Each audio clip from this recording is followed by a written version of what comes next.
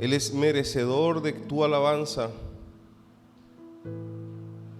Él es merecedor de que como iglesia le alabemos y exaltemos su nombre.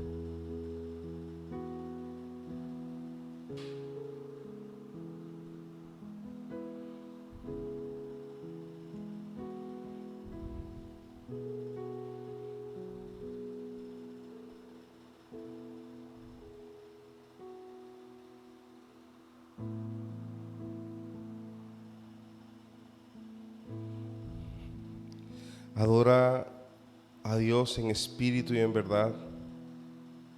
Que la adoración sea fruto de labios que confiesan su nombre. Que no sea solo de labios,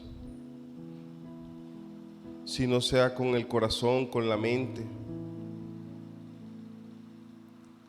Enséñanos a adorarte, amado Dios. Enséñanos, Señor, a reverenciar tu nombre, a que nuestra alabanza sea olor fragante delante de ti. Santo Espíritu, Dios Espíritu, tú que moras en nosotros, tú que conoces nuestra mente y pensamiento, nuestras emociones, lo que sentimos al estar aquí. Enséñanos a adorar al Padre, enséñanos a adorar al Hijo.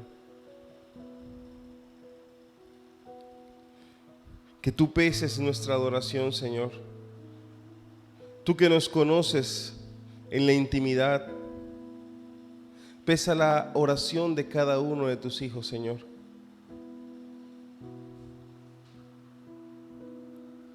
Porque no es delante de hombres, es delante de tu trono. Es delante de ti, Cristo Jesús, que estamos. Por eso nos postramos a ti.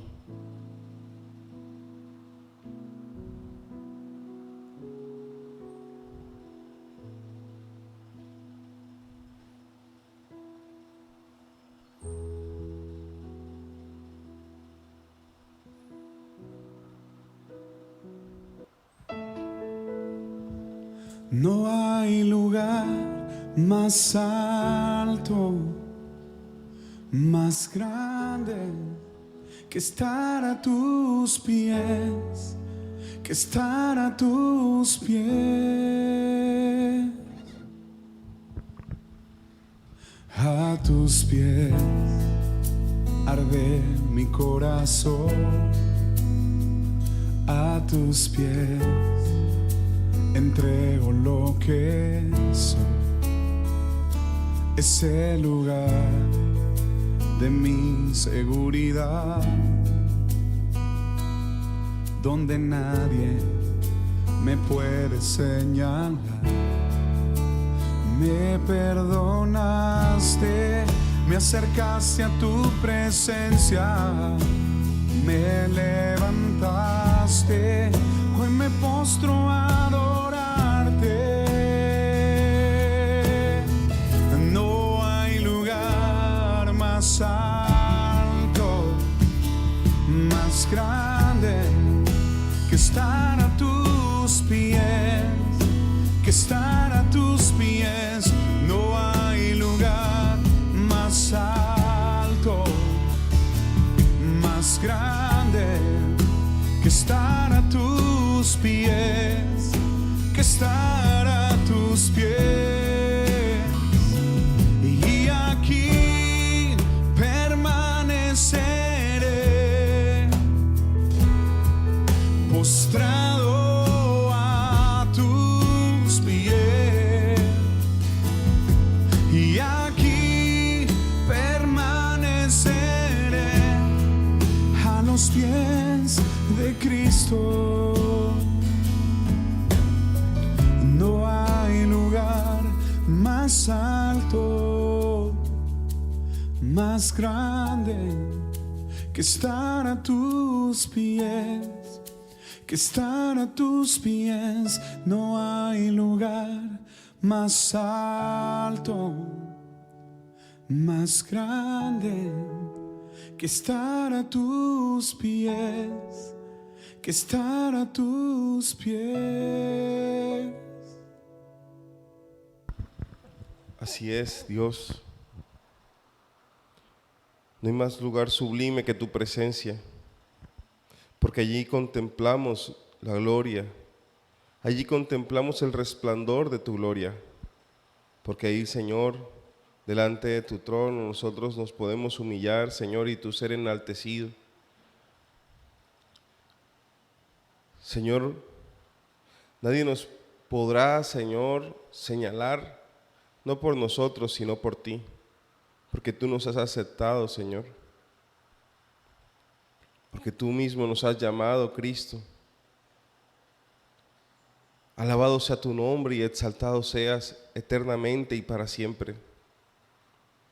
Señor, nuestra adoración no es para hombres, es para ti. Por ello no importa, Señor, lo que el hombre diga y piense. Nosotros esperamos en que nuestra adoración, Señor, sea para ti, Dios, ofrenda de dolor fragante, Cristo. Santo eres y digno de adoración y digno de exaltación.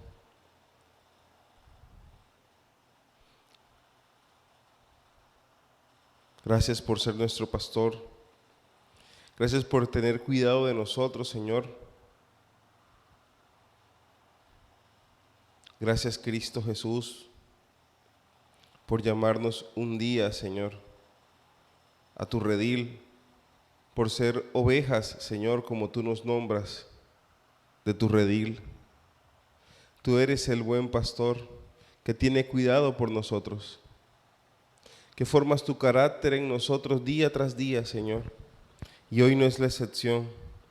Enséñanos, Señor, y forma nuestro carácter, tu carácter en nuestra vida. Permítenos ser, Señor, de acuerdo a tu voluntad, hacer las cosas de acuerdo a tu voluntad, aún adorarte en esta mañana de acuerdo a tu voluntad, como la palabra nos dicta a que nosotros, Señor, te adoremos en espíritu y en verdad, porque de esos adoradores es el que el Padre está buscando. Él nos puede llevar a ser adoradores en espíritu y en verdad, porque Él nos escogió, porque Él nos llamó.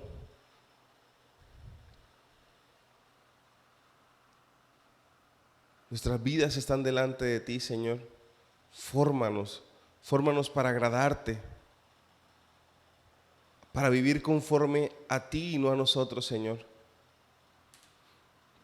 Hoy, como decía, Señor, el apóstol Pablo, morir, Papito Dios, para que tú crezcas, Cristo Jesús.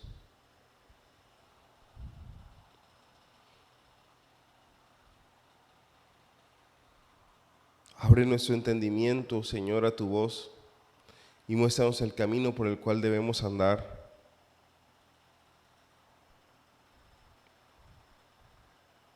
Enséñanos a adorarte como conviene.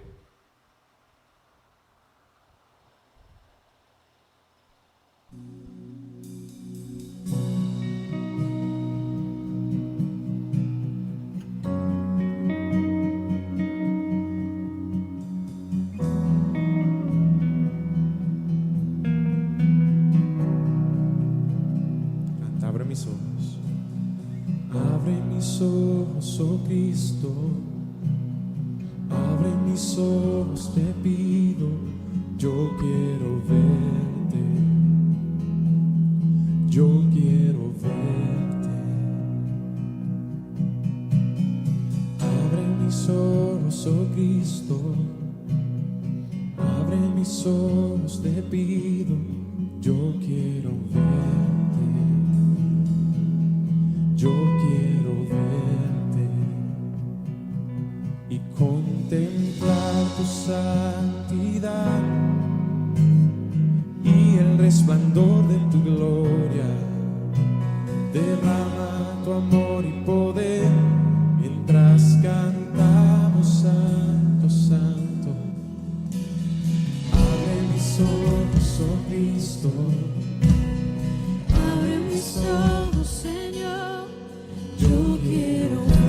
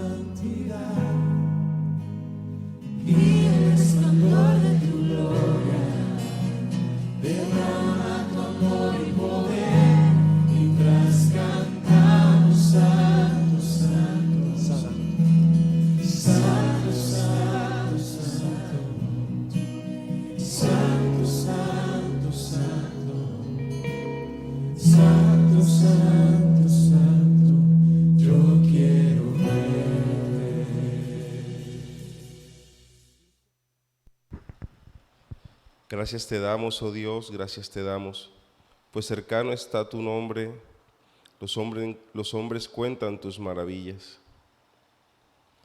Señor, gracias porque cercano estás. Gracias porque podemos contar de tus maravillas. Gracias porque nos permites, Señor, y nos das el privilegio de poder alabar y adorar tu nombre, Señor. Porque no somos ajenos a ti.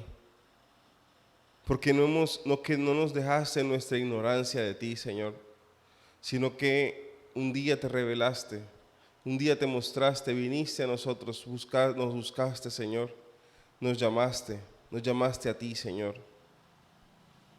Es por eso, Señor, que adoramos tu nombre. Es por eso que te exaltamos, no porque, Señor, esté naturalmente en nosotros, sino porque tú, Espíritu Santo, colocaste en nosotros el adorarte, el exaltarte. Por eso, Señor, ante tu trono estamos en esta mañana, rindiendo adoración a tu nombre, exaltándote, Señor, por tus obras, porque por tu obra, Cristo Jesús, es que hoy podemos estar aquí. Santo eres tú y digno de gloria y digno de adoración, Señor.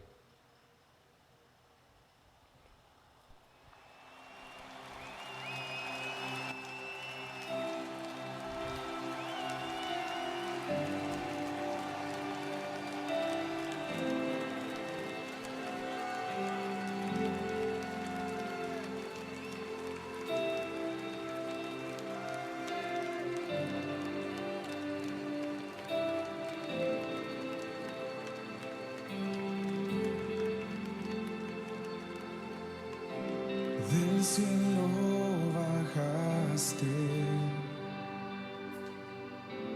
por mí te entregaste, el precio tú pagaste, tomaste mi lugar.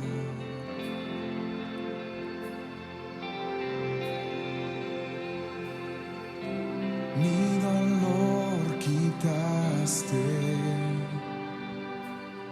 mi enfermedad sanaste, mis culpas tú borraste al morir en esa cruz.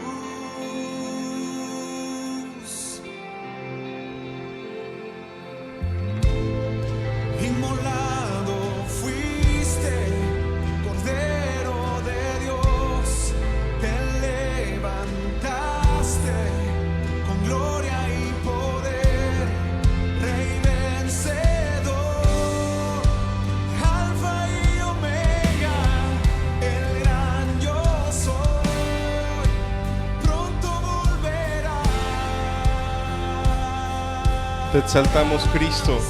Exaltado estás, coronado estás, digno de toda la gloria, digno de toda la honra.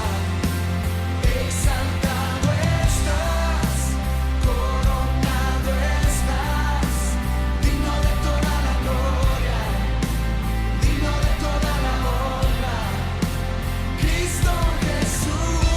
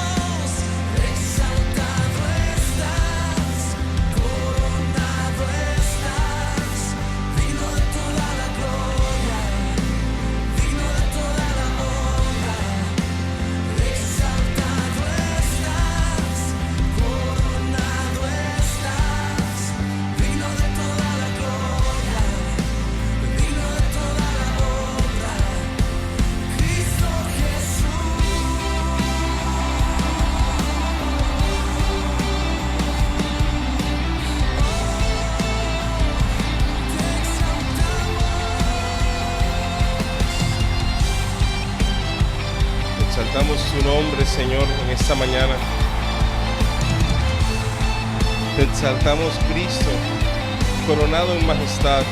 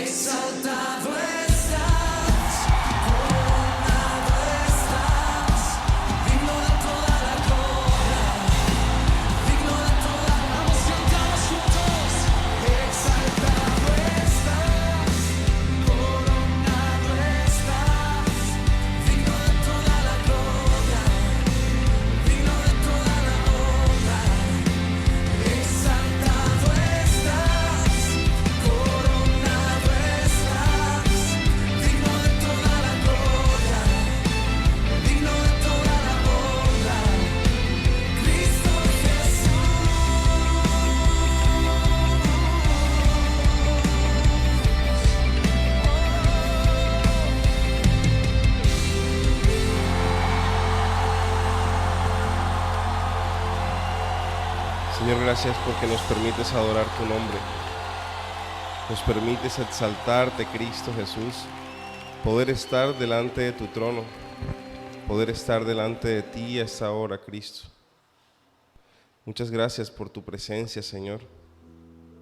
Muchas gracias porque tú eres el objeto de nuestra adoración, el objetivo, Señor, de estar esta mañana aquí, Señor, alzando nuestras manos, levantando nuestra voz, entonando canción, Señor, para adorarte. Eres tú, Cristo Jesús, coronado en majestad, digno de que toda rodilla se doble en los cielos, en la tierra y debajo de la tierra, y confiesen con su boca que tú eres el Señor.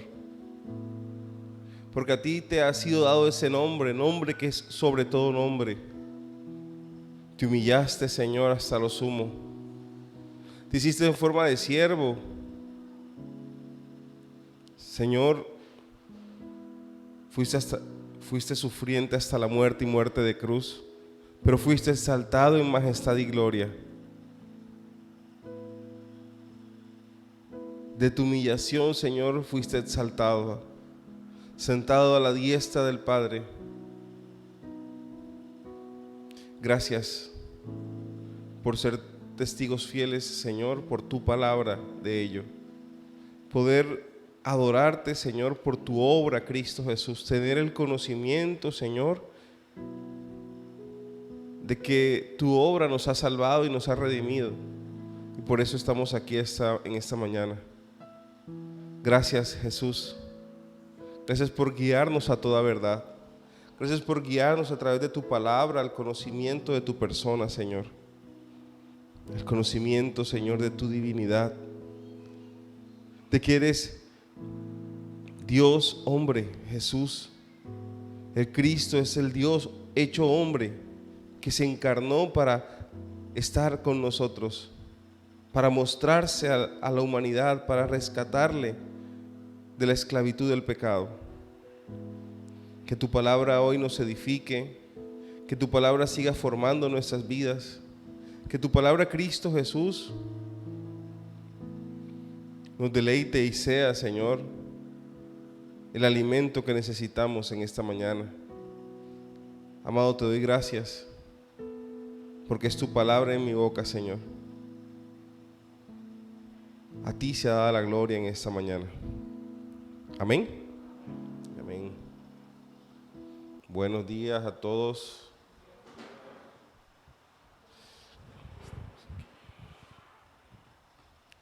Bueno, seguimos estudiando el Evangelio de Juan. Le invito a que vayamos al capítulo 2 del Evangelio de Juan.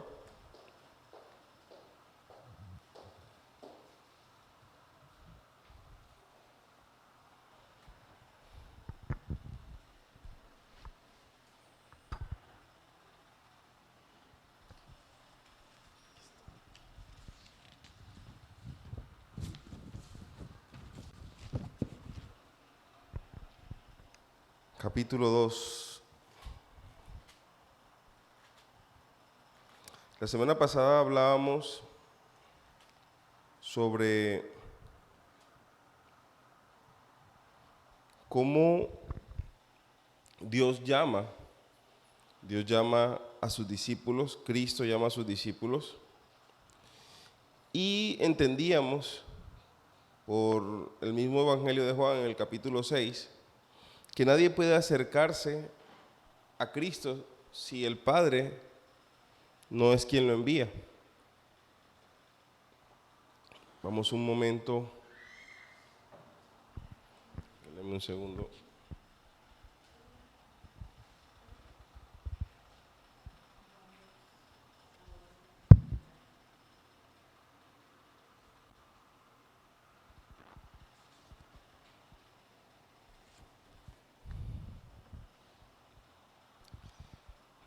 No sé qué le pasa, creo que es el internet. Así pasó la semana pasada, pensé que estaba grabando y no grabé. Bueno, vamos un momento a Juan 6, versículo 44, el capítulo 6.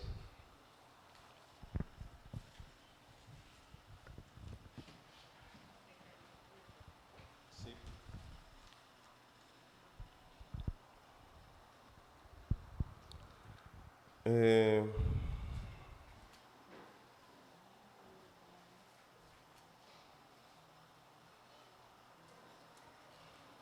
versículo 44 dice lo siguiente: ninguno puede venir a mí si el Padre que me envió no le trajere, y yo le resucitaré en el día postrero. Entonces es una declaración de parte del Señor Jesucristo que nadie puede llegar a Cristo sin que Dios Padre lo trajere. Entonces es una condición, no es una acción humana decidir acercarse a Cristo, buscar a Cristo. Es algo que proviene de parte de Dios. Es Dios quien ilumina la mente del hombre, quien hace el llamado al hombre, y éste reacciona a ese llamado por el Espíritu Santo. Y la palabra de Dios nos deja claro a través de el milagro de la resurrección de Lázaro, cómo es el llamado eficaz de Dios, y nos los ilustra a través de este milagro. Cuando Lázaro muere, a Cristo lo llaman, él espera 3 días y es cuando llega. ¿Cómo se da el milagro? Cristo llama: Lázaro, levántate y ven. ¿Y qué sucede? Lázaro resucita, se levanta y sale de la tumba. Entonces, si eso ocurre con un muerto, que la voz de Cristo que llama hace que ese muerto que está físicamente muerto resucite, se levante y ande, obedeciendo a la voz de Jesús, del Cristo, de Dios. Así mismo pasa con nosotros, así mismo pasa con todo ser humano.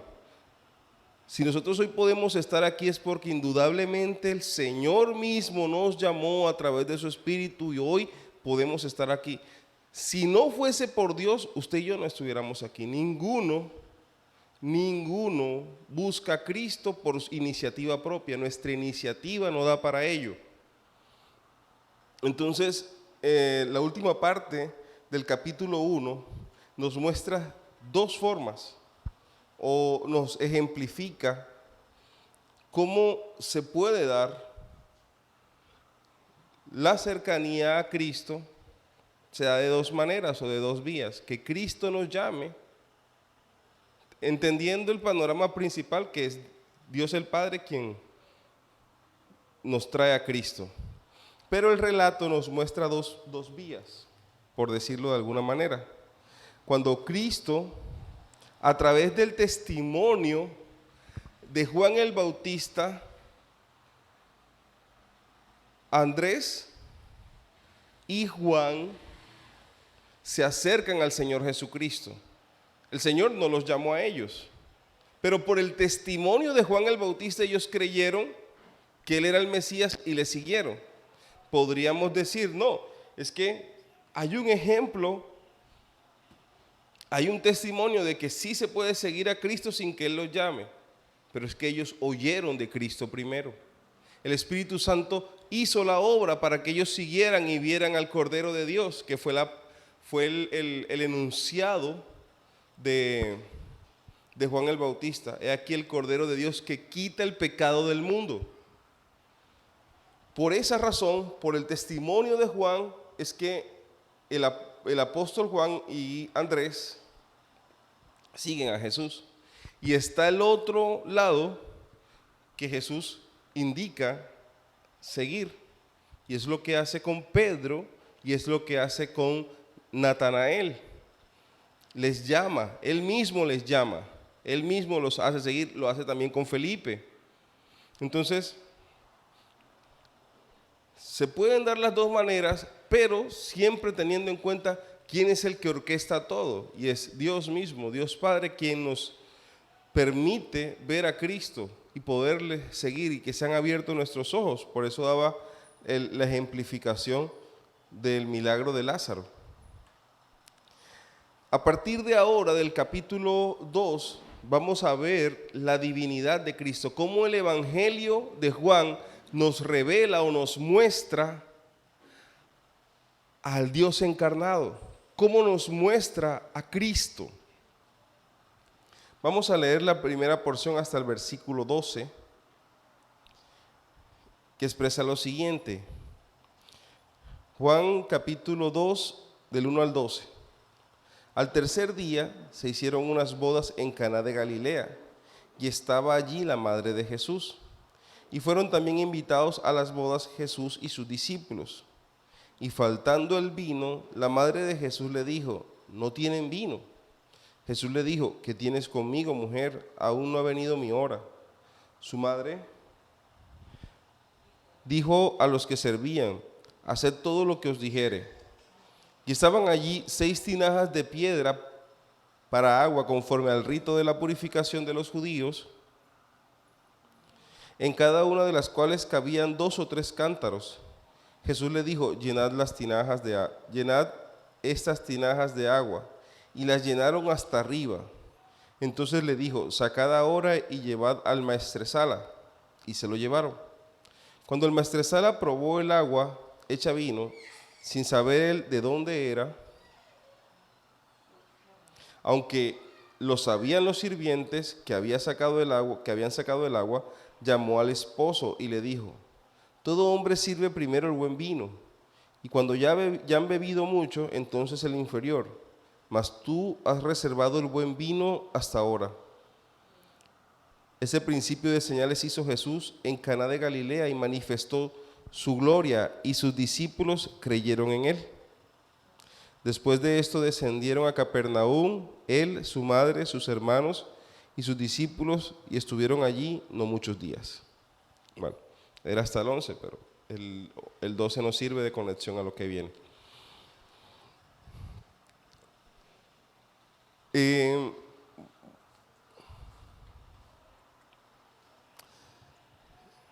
A partir de la caída del hombre, el hombre dejó de ser teocéntrico, o sea, que Dios estuviera en el centro de su vida, a ser egocéntrico, que Él fuera el centro de su vida. Nosotros sabemos eso a través, podríamos decirlo en su esplendor, a través del humanismo, pero la misma Biblia, la misma palabra de Dios nos lo registra desde los tiempos de la caída del hombre. ¿Y qué sucede con eso? Que el hombre se haya puesto en el centro de su vida. Que todo termina girando en relación al hombre mismo. Aún en la adoración, estoy hablando de la humanidad en general, el hombre ha tenido la osadía de crear un Dios a su imagen. Y es lo contradictorio, no lo paradójico, lo contradictorio de su adoración. Dios creador crea a la criatura y la criatura cree tener el poder para crear a su Dios para poder adorar. Y suena un poco confuso, pero es así. El Salmo 50, en el Salmo 50, en el versículo 21, nos da testimonio de ello.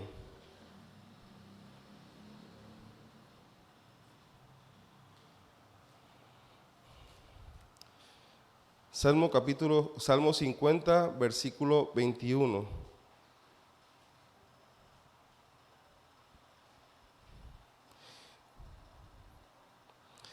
Estas cosas hiciste y yo he callado. Pensabas que de cierto sería yo como tú. Salmo 50, versículo 21.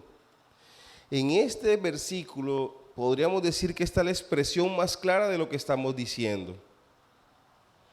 Está diciendo el Señor aquí, creías pensabas que de cierto sería yo como tú. Igualamos a Dios a la condición del hombre. Creamos un Dios como humanos, como criaturas, un Dios, ajustamos a Dios a nuestros estándares para adorarle. Y esto ha sido a través de los tiempos. La Biblia registra y reprende al pueblo de Israel cuando comenzó a idolatrar otros ídolos, hechos de cera, hechos de barro, hechos de metal o hechos de madera. Y comenzaron a personificar a estas estatuillas y comenzaron a adorarle. Y eso no es distante de nuestro tiempo en esta posmodernidad donde el hombre ha avanzado tanto en la ciencia, ha avanzado tanto en la tecnología, ha avanzado tanto según los tiempos en el pensamiento, en el modo de pensar y en estudiar su comportamiento. Pero parece que esa práctica satánica, entre otras cosas, de idolatrar, a volver objeto de culto, algo que no debe ser objeto de adoración. En ese concepto, en este orden de ideas, lo mismo ha sucedido con la persona de Cristo. A mediados del siglo XIX se comenzó a hablar o postular la tesis del Cristo bíblico, de creer en el Cristo de las Escrituras, porque había una tendencia de humanizar a Cristo. ¿Qué es humanizar? Sabemos que Cristo es 100% Dios y 100% hombre. Pues el humanismo, aún entrando arbitrariamente al estudio de la Biblia, tenía en su tesis que si se registraba o se estudiaba los evangelios íbamos a ver un Cristo que era humano, suprimiendo la deidad de Cristo. Entonces era de admirar que Cristo era una persona común y corriente. Pues sabemos por registros bíblicos que no es así, que sí era 100% hombre. Pero hay algo que no podemos desligar de él, y es que era 100% Dios, o es 100% Dios. Es el Dios hombre, es Dios que se encarnó y que caminó con nosotros para darnos salvación. Nosotros no podemos cambiar la naturaleza de Cristo o cambiar en el sentido de pensamiento para volverlo a nuestra estatura, para volverlo a nuestro estado común, porque eso hizo parte de su humillación.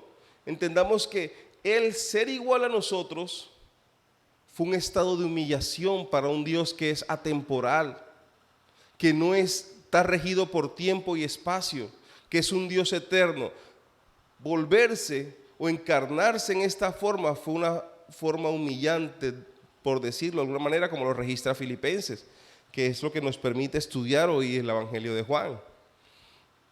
Entonces, de ninguna manera pensar que Cristo, que lo que vemos de Cristo, solamente centrarse en su humanidad. Y eso genera un problema, genera un problema en la forma como usted se acerca a Cristo, porque muchas veces nos acercamos a Cristo o tenemos la concepción de un Cristo pequeño como usted y como yo, al cual podemos tratar como al vecino, como al amigo, como a cualquiera de los que están a nuestro alrededor. Pero se nos olvida que nuestra relación es con Dios, no es con un igual a usted o un igual a mí.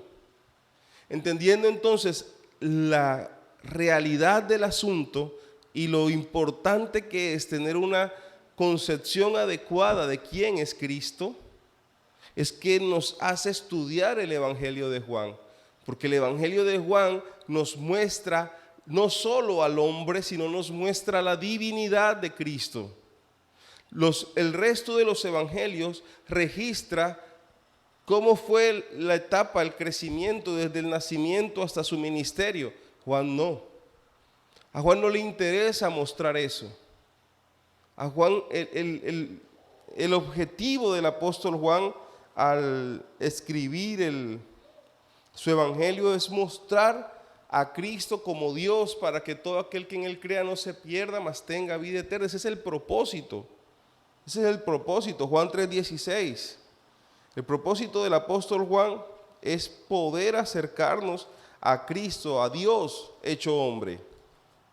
Entonces, hoy como esa práctica que comenzó en el siglo XIX con el humanismo, de tratar de humanizar 100% o quitar toda divinidad de Dios, cómo hoy afecta la cosmovisión o el modo de ver a Jesús.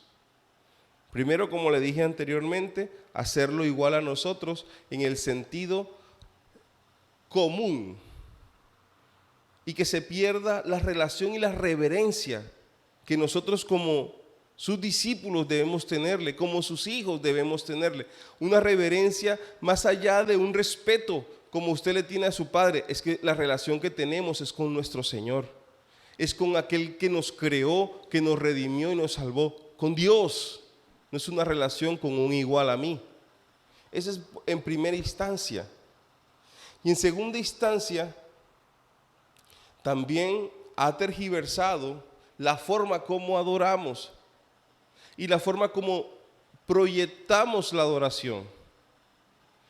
No se nos puede escapar que en la medida en que yo reconozco que Él es Dios, esa reverencia misma tengo que llevarla a la adoración y a cómo lo muestro a la relación hacia afuera. Cómo es mi relación, mi adoración y cómo expongo yo a Jesús. Y hoy para mí causa tanta irreverencia escuchar a muchos decir, no, Chuchito lindo. Es irreverente porque hoy Él está sentado a la diestra del Padre. Él ya dejó su forma de siervo y aún caminando con nosotros, caminando aquí en la tierra, ¿cómo se referían a Él? Los discípulos no se bajaban de rabí. No le bajaban su calidad de maestro, de eminencia, de conocimiento y sabiduría de la ley, rabí. Y hasta de cierta forma es la manera más mínima de tratar al Dios hecho hombre, siendo Él el Mesías. Entonces, a nosotros hoy a partir de este capítulo se nos muestra la divinidad de Cristo a través de un milagro. Parece un milagro menor, pero es uno de los milagros de la categoría que se le da a través de los estudios de 8 milagros particulares. Ojo, no es que Cristo haya hecho solo 8 milagros, no, Cristo hizo muchos milagros, más de 8 al día, pero estos 8 registran su divinidad y tienen un propósito claro y contundente. ¿Ok? Entonces, teniendo en cuenta todo lo que hemos expuesto, miremos ese primer milagro de Jesús. Vamos a estudiar entonces, versículo a versículo, esa primera parte del capítulo 2.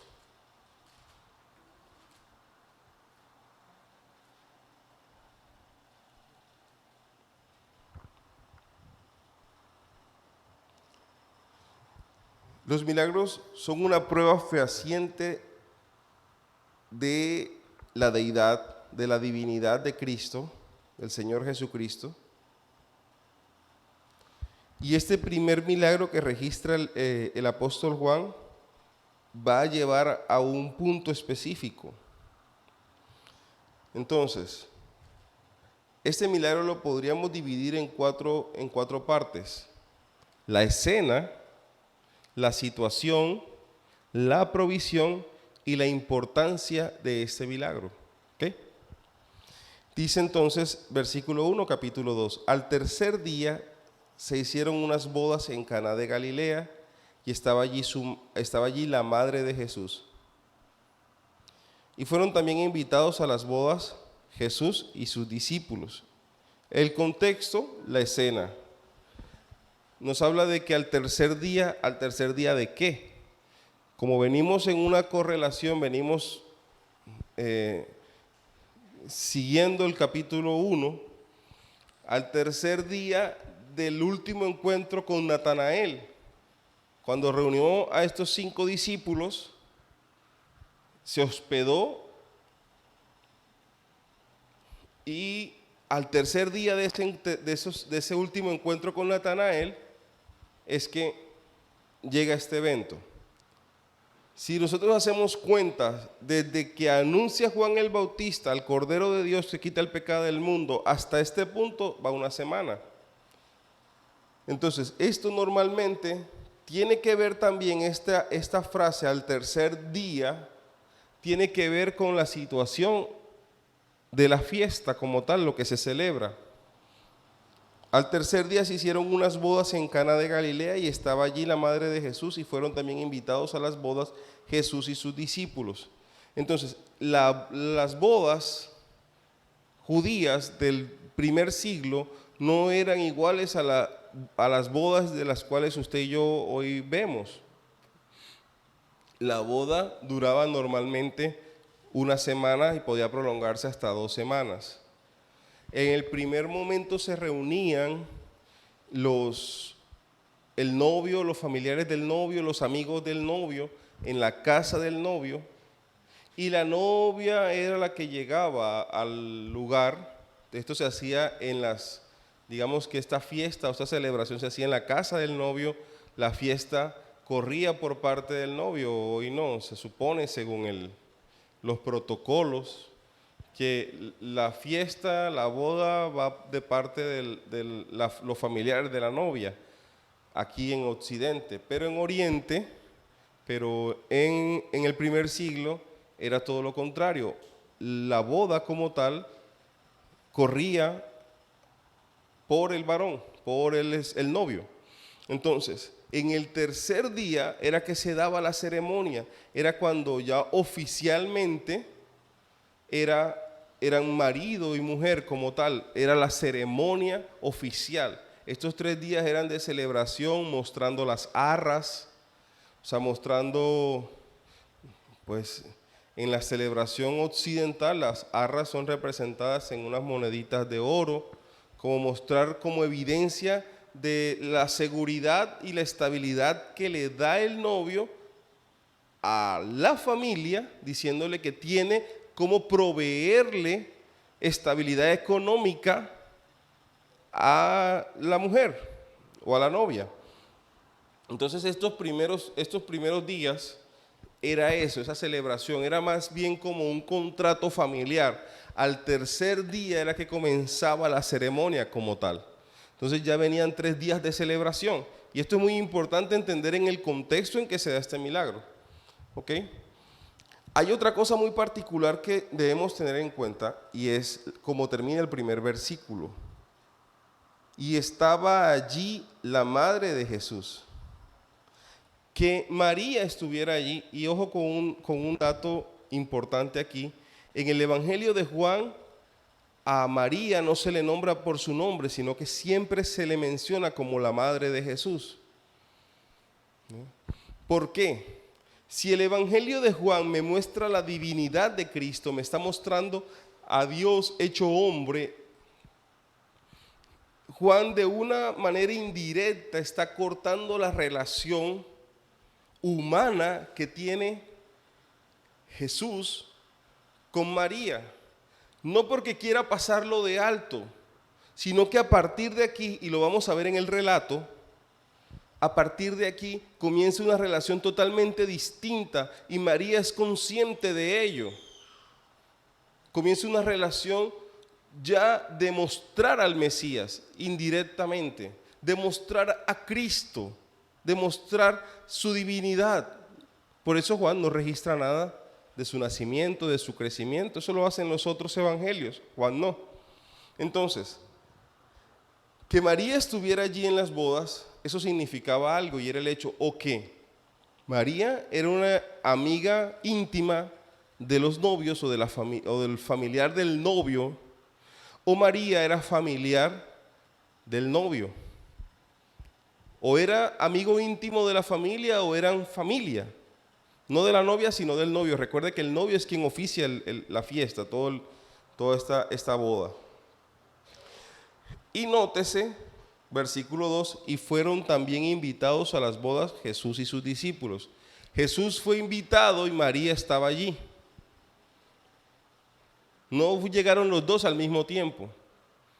Ya María estaba allí en las bodas por ser o amiga íntima o familia, y en la condición en que suceden las cosas, parece que María estuviese encargada, por eso se dice que probablemente era más familia que amiga íntima, estaba encargada de la parte logística, porque si usted es invitado, usted no está pendiente porque se acaba el vino o que se acabó el vino. A usted le sirven el vino, le sirven el líquido, pero usted no está mirando esos detalles. Usted está disfrutando la fiesta, el acontecimiento, no está en la minucia de lo que sucede en la cocina, ¿sí?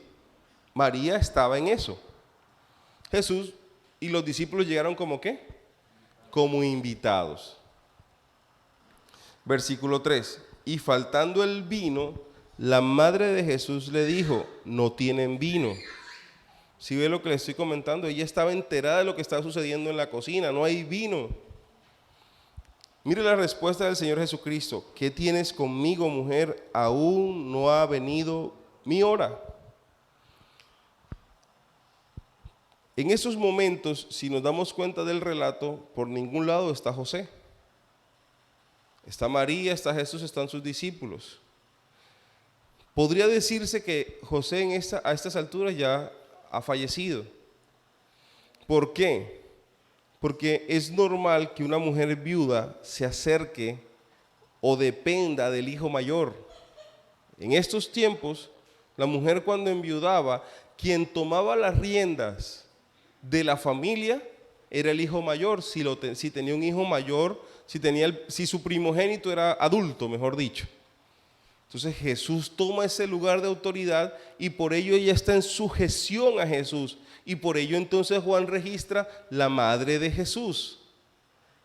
¿En quién recae la importancia en esa oración, la madre de Jesús? ¿En la madre o en Jesús? En Jesús. Y por eso también el hincapié que hace el relato en que María va a donde Jesús. Como no solo, y podríamos interpretarlo también como el hecho de que ella sabía quién era Jesús, porque pues desde su concepción ella fue escogida en su virginidad para traer al mundo al Hijo de Dios, pues ella sabía a este momento quién era Él. Ya con el testimonio de Juan el Bautista, ya sabía quién era Él. Podríamos mirarlo desde esas dos vías, en el pleno conocimiento de la deidad de Jesús y como dependiente de Jesús para solucionar un problema no menor, entre otras cosas. Que faltar el vino en esa celebración no era un detalle menor, era un detalle de suma importancia. Porque si el vino se escaseaba al tercer día de una ceremonia o de unas bodas que duraban una semana y que pudieran extenderse por más tiempo, ¿cómo quedaría la familia? ¿Cómo quedaría el novio delante de una sociedad? No es capaz de proveer ni para el vino de una semana, ¿cómo va a proveer para toda una vida? Eso tiene digamos que una connotación social. Que escasear el vino en una boda si de hecho todavía actualmente, y en Occidente también, en Oriente, imagínense un pueblo del primer siglo sin televisión, sin internet, sin medio de transporte, eventos puntuales que reunían a la sociedad: nacimiento, matrimonio y muerte. Entonces esto era un evento importante. De hecho, Caná de Galilea está a 14 kilómetros de Nazaret. Digamos que era una aldea pequeña. Un evento de esta magnitud, colocándolo en el contexto en que lo estamos colocando, primer siglo, donde solo 3 eventos en la historia de un hombre o de una persona son importantes y reúnen a la comunidad, y esta que está en el medio, que sería la boda, pues es un acontecimiento público del pueblo. ¿Qué hubiese pasado si los invitados se enteran que no hay vino? La estigmatización por parte de la familia a la familia del novio, al novio como tal, e incluso, según se registra, hasta demandas legales, porque el novio no cumplió con las arras para proveer para su esposa. Podría ser demandado por la familia de la novia. Entonces, ese detalle no mínimo de que no tienen vino es muy importante. Y aquí entonces es donde comencemos a ver dentro del relato, versículo 4, Jesús le dijo: ¿Qué tienes conmigo, mujer? Aún no ha venido mi hora. Esa expresión, ¿qué tienes conmigo, mujer?, es una expresión idiomática. Que el Señor le diga mujer a su madre es como decirle: señora, ¿usted qué tiene conmigo? ¿Ya? Es una expresión, aunque es familiar, hoy para nosotros parece despectiva aquí en Occidente que él llame mujer a su madre como si la desconociera.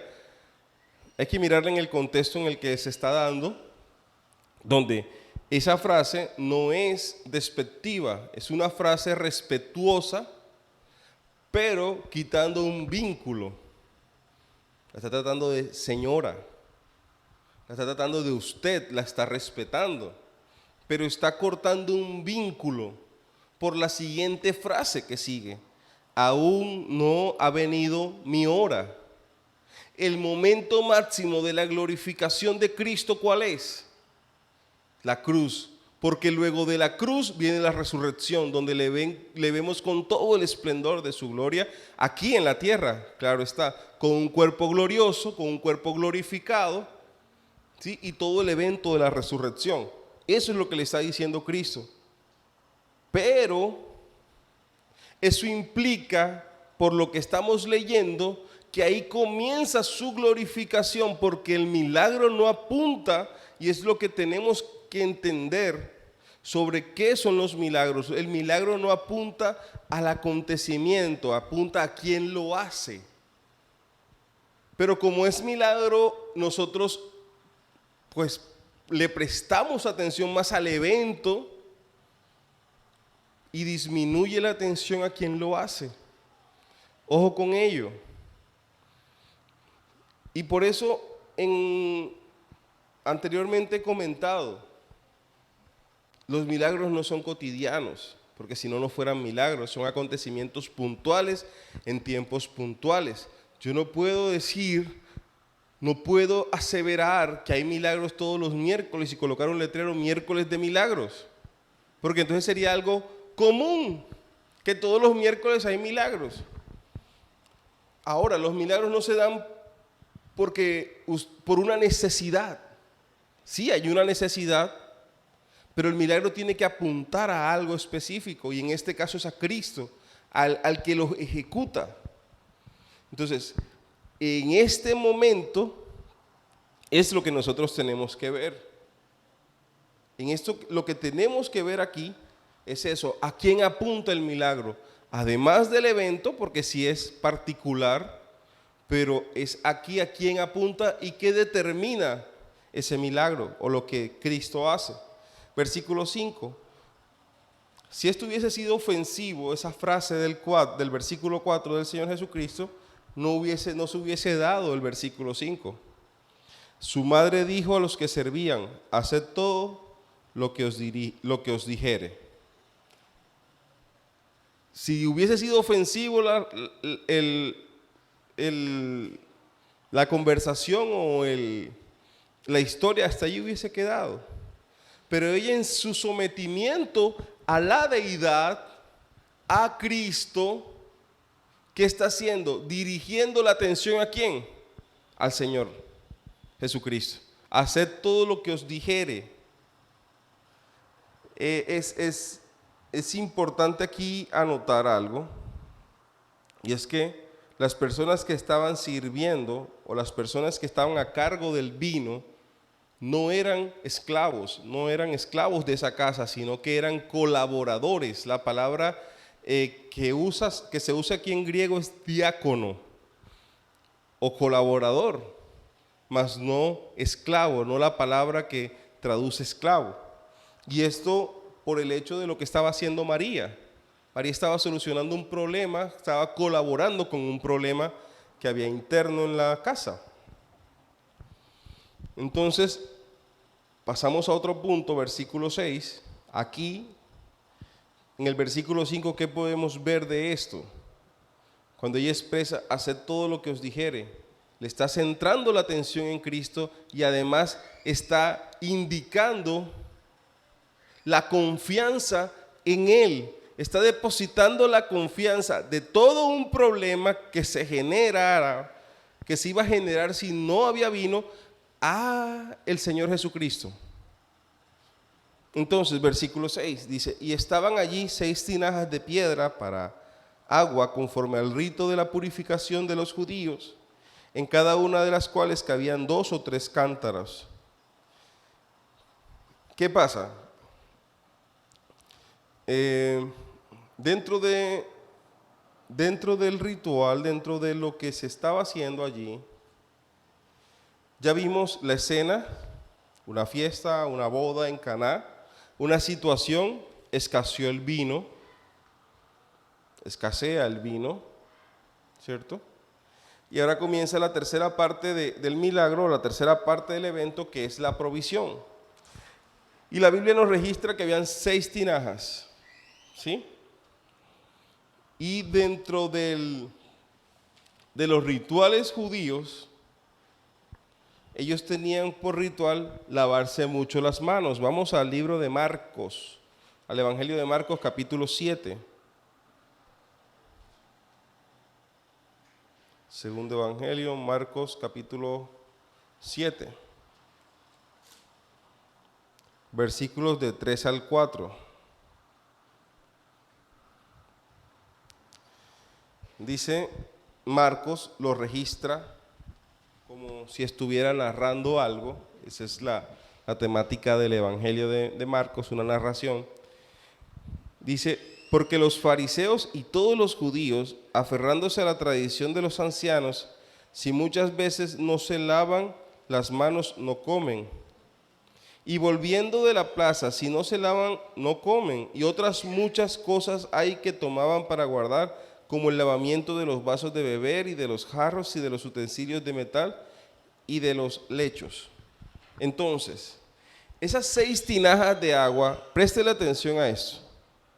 Si los judíos usan por ritual mucha agua para lavarse las manos, para lavarse los pies, para lavar los utensilios, y eso era continuo, estas 6 tinajas debían suplir ese mismo ritual para todos los que estaban en esa boda. Normalmente, en una casa solo habían 2 tinajas de piedra. 2 tinajas de piedra alcanzaban para estar en ese continuo lavado por tradición, ¿no? Para una casa, para los miembros de una casa. Aquí habían 6 tinajas. Se dice que alrededor de esas 6 tinajas podían contener 600 litros de agua. O sea, no poca agua, bastante agua. Volvamos entonces al Evangelio de Juan.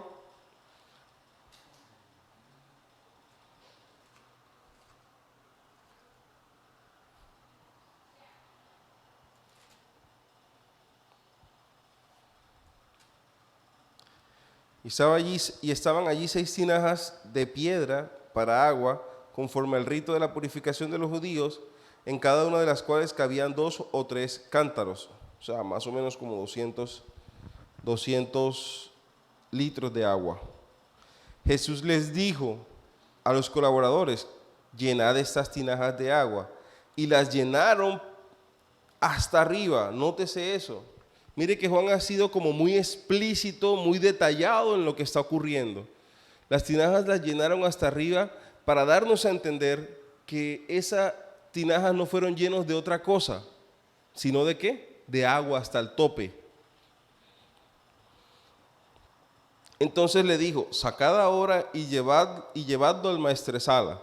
El maestresala era el encargado de la fiesta, posiblemente un familiar, o un familiar encargado para que el novio no se encargara de la boda o se distrajera en la celebración.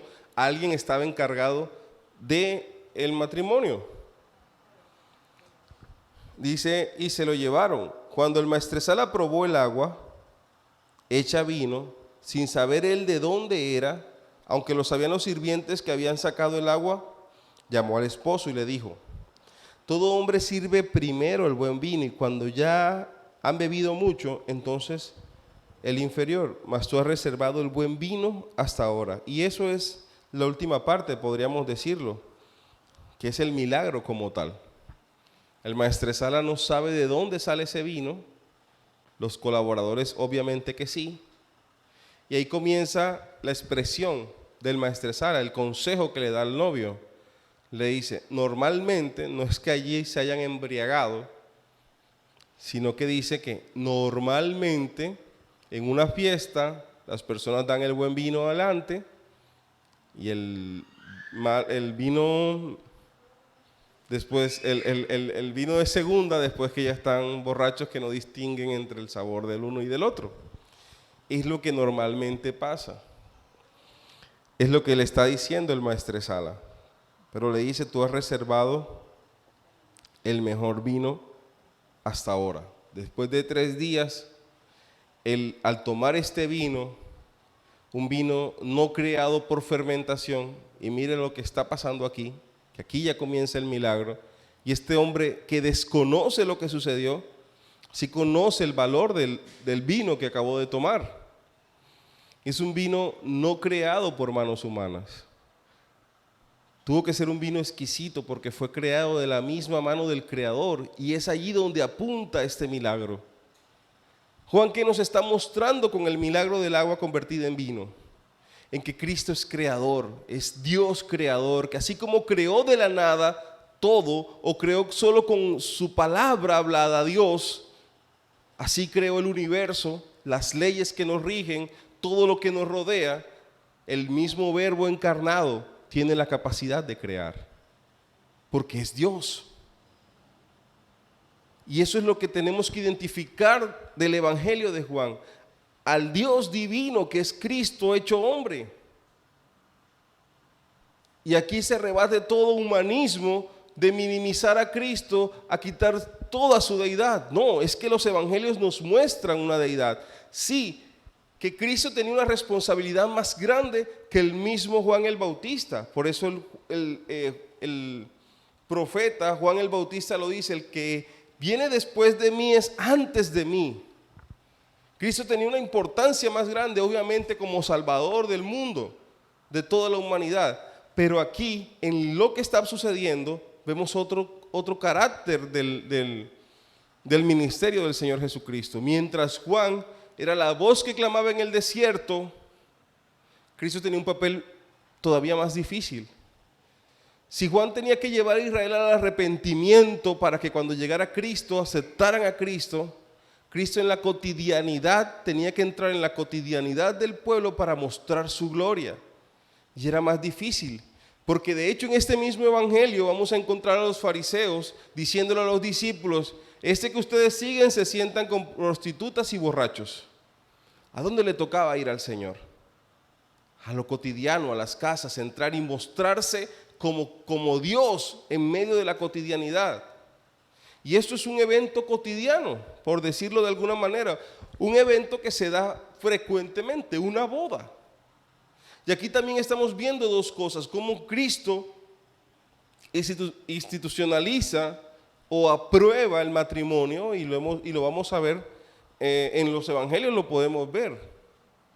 Pero cómo Cristo está en esta boda, pues por su presencia está aprobando el matrimonio entre dos personas de sexos opuestos heterosexuales, hombre, mujer, varón y hembra.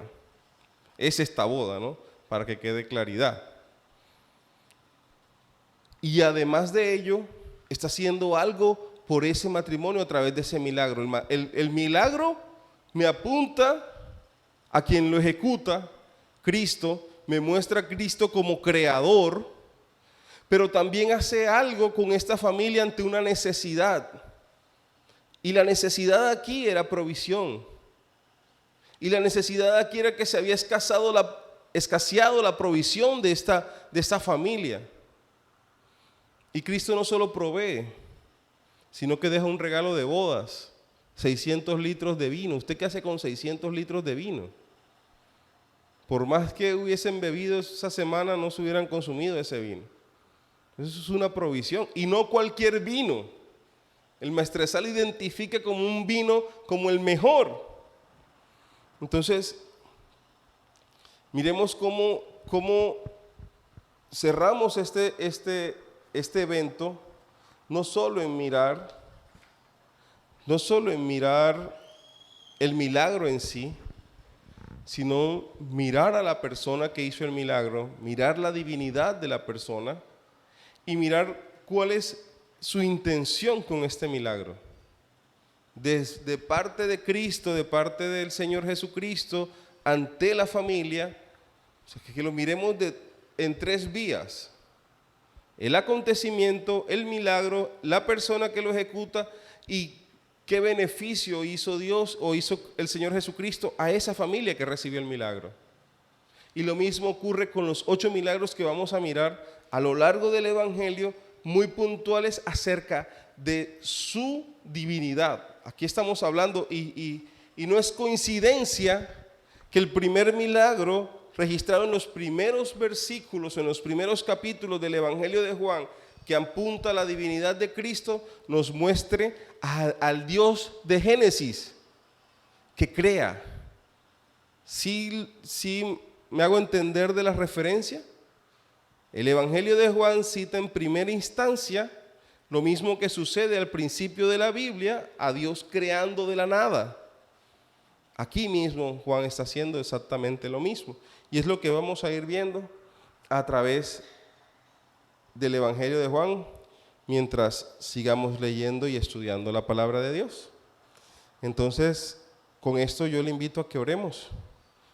Con este estudio que hemos hecho hoy de el Evangelio de Juan en el capítulo 2, desde el versículo 1 al versículo 11, vamos a orar.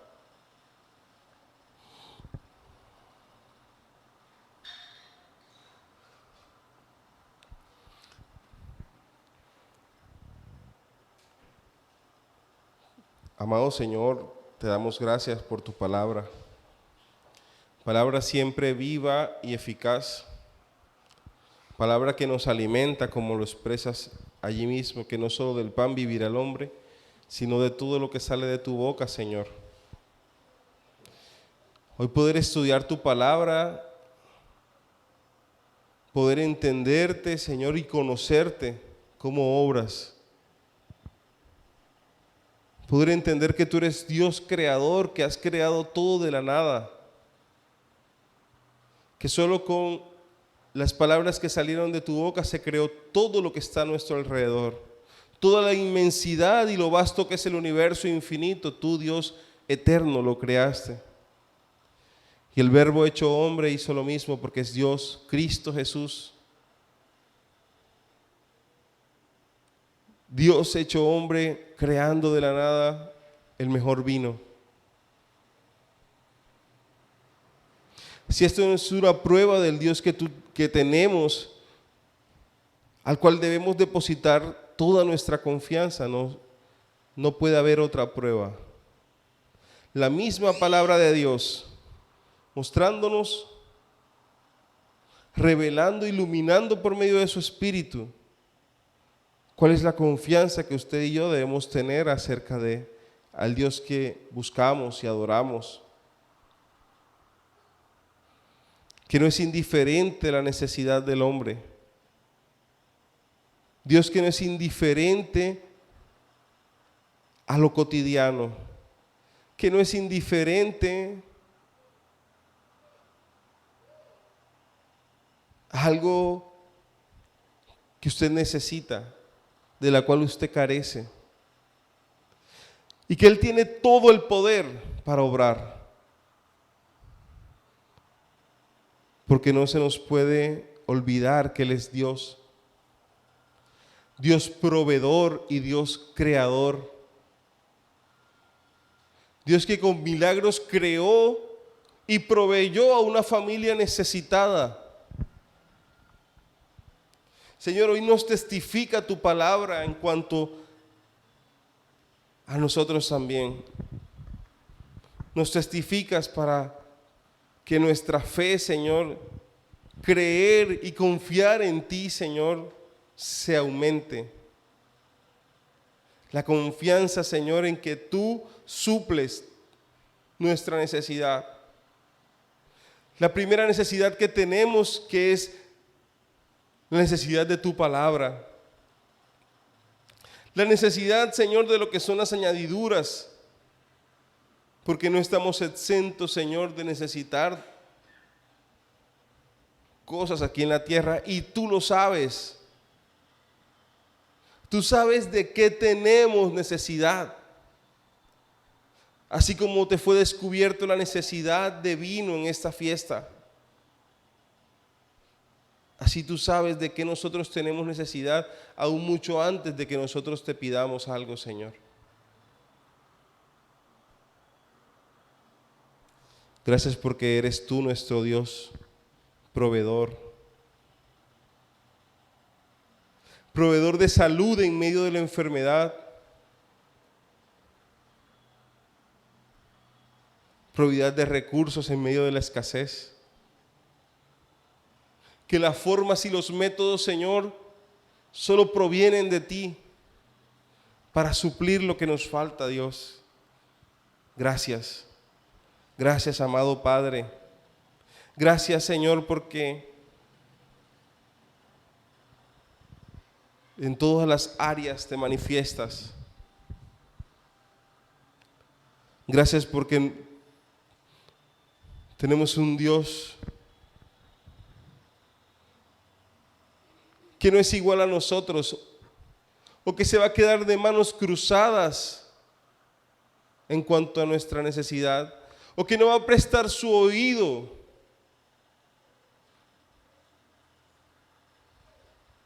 para escuchar nuestro clamor.